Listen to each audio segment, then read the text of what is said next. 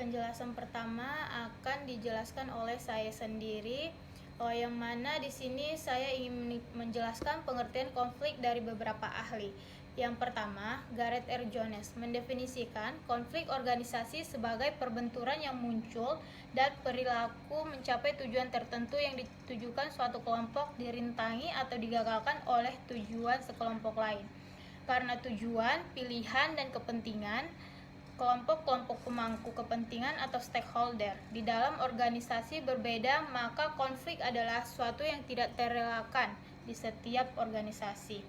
Yang kedua, menurut Kilman dan Thomas 1978, konflik merupakan kondisi terjadinya ketidakcocokan antara nilai atau tujuan-tujuan yang ingin dicapai, baik yang ada dalam diri individu maupun dalam hubungannya dengan orang lain.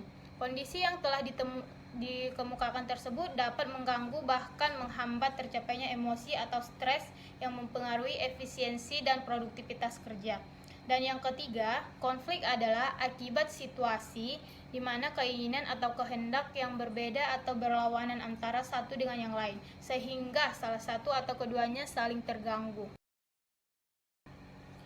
Dapat disimpulkan dari definisi-definisi konflik organisasi yang telah saya jelaskan sebelumnya, memiliki sejumlah persamaan. Yang pertama, adanya tujuan yang berseberangan atau terhalangi. Yang kedua, adanya pihak-pihak yang menganggap bahwa konflik ada, dan ini bisa individu, kelompok, tim, ataupun bagian-bagian di dalam organisasi terhadap sesamanya. Yang ketiga, konflik termanifestasi berupa rasa tidak nyaman atau permusuhan. Yang keempat, konflik dapat disikapi baik secara negatif maupun positif bagi perkembangan organisasi. Dan yang kelima, di sini terakhir, konflik adalah tidak terelakkan selama organisasi terus beroperasi karena terdiri atas entitas-entitas yang punya kepentingan dan tujuan masing-masing. Selanjutnya, sumber konflik. Konflik di dalam organisasi secara sederhana dapat disebabkan oleh faktor-faktor, misalnya sebagai berikut. Yang pertama, faktor manusia. Yang kedua, faktor organisasi. Yang ketiga, konflik berkaitan dengan tujuan yang hendak dicapai atau goal konflik. Dan yang keempat, di sini ada konflik yang berkaitan dengan peran dan ambisius.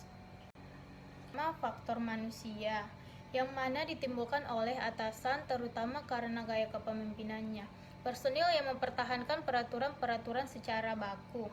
Timbul karena ciri-ciri kepribadian dan individual, antara lain sikap egoistis, temperamental, sikap fanatik, dan sikap otoriter. Yang kedua, di sini ada faktor organisasi yang mana di dalamnya persaingan dalam menggunakan sumber daya, perbedaan tujuan antar unit-unit organisasi, interdependensi tugas, perbedaan nilai dan persepsi, kekaburan yurisdiksional, masalah status, hambatan komunikasi.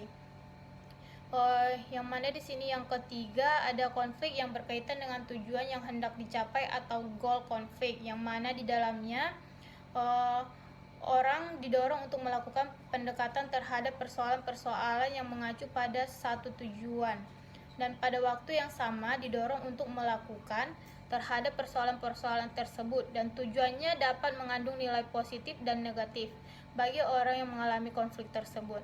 Dan yang keempat, di sini ada konflik yang berkaitan dengan peran dan ambisius, yang mana di dalamnya organisasi konflik seringkali terjadi karena adanya perbedaan peran dan ambisius dalam tugas dan tanggung jawab terhadap sikap-sikap, nilai-nilai, dan harapan-harapan yang telah ditetapkan dalam suatu organisasi.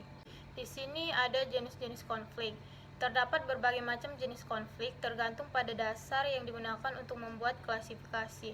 Yang pertama, konflik dilihat dari posisi seseorang dalam struktur organisasi. Yang kedua, konflik vertikal, yaitu konflik yang terjadi antara karyawan yang memiliki kedudukan yang tidak sama dalam organisasi, misalnya antara atasan dan bawahan. Yang ketiga, konflik horizontal, yaitu konflik yang terjadi antara mereka yang memiliki kedudukan yang sama atau setingkat dalam organisasi, misalnya konflik antar karyawan atau antar departemen yang setingkat. Yang keempat, konflik garis staf, yaitu konflik yang terjadi antara karyawan lini yang biasanya memegang posisi komando dengan pejabat staf yang biasanya berfungsi sebagai penasehat dan organisasi. Yang kelima, konflik peranan, yaitu konflik yang terjadi karena seseorang mengemban lebih dari satu peran yang saling bertentangan. Yang keenam, konflik dilihat dari pihak yang terlibat di dalamnya. Yang ketujuh, konflik dilihat dari fungsi.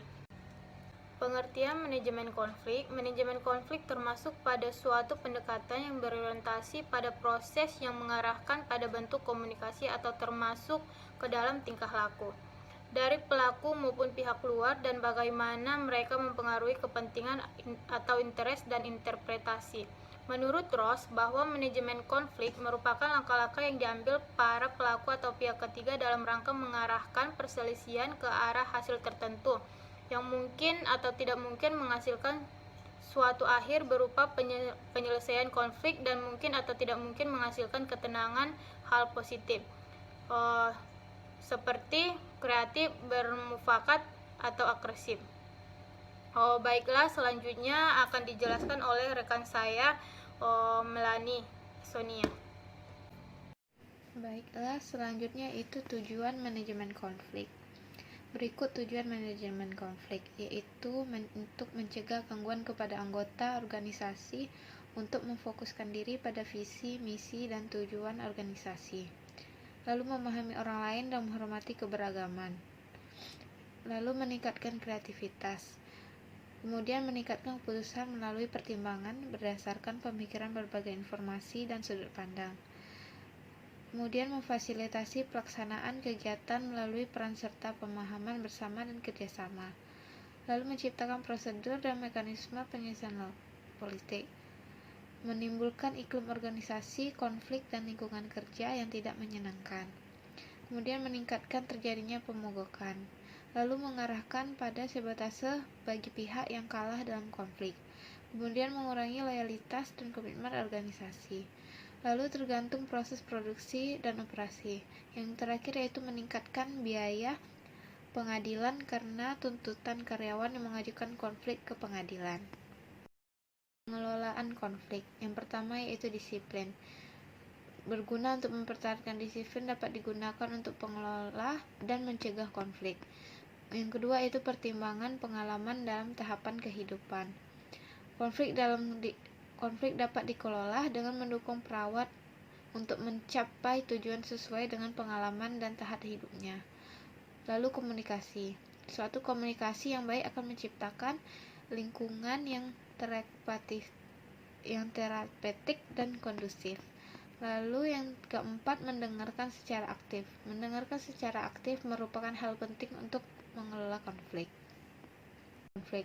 Menurut Stella Tintonay, menggunakan istilah gaya komunikasi konflik bukan gaya manajemen konflik.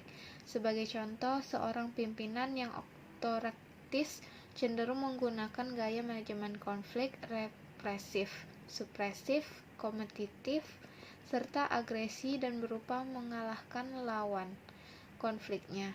Sebaliknya, seorang pemimpin yang demokratis jika menghadapi konflik akan menggunakan musyawarah, mendengarkan pendapat lawan konfliknya, dan mencari win-win solution.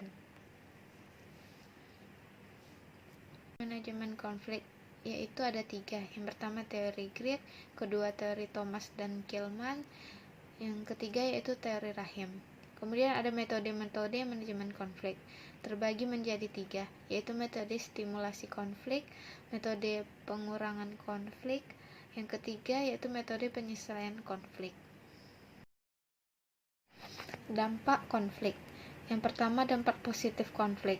Menurut Wigiono, bila upaya penanganan dan pengelolaan konflik karyawan dilakukan secara efisien dan efektif, maka dampak positif akan muncul melalui perilaku yang dinampakkan oleh karyawan sebagai sumber daya manusia potensial. Yang kedua, ada dampak negatif konflik. Dampak negatif konflik menurut Wigiono yaitu sesungguhnya disebabkan oleh kurang efektif dalam pengelolaannya, yaitu ada kecenderungan untuk membiarkan konflik tumbuh subur dan menghindari terjadinya konflik. Baiklah, dapat disimpulkan konflik merupakan permasalahan dua individu atau lebih yang saling memiliki tujuan berseberangan yang akibatnya menimbulkan perasaan tidak nyaman atau permusuhan. Sumber-sumber konflik secara sederhana berasal dari faktor manusia dan faktor organisasi. Baiklah, sekian hasil presentasi dari kelompok kami. Salah dari kata dan penulisan mohon dimaafkan. Assalamualaikum warahmatullahi wabarakatuh.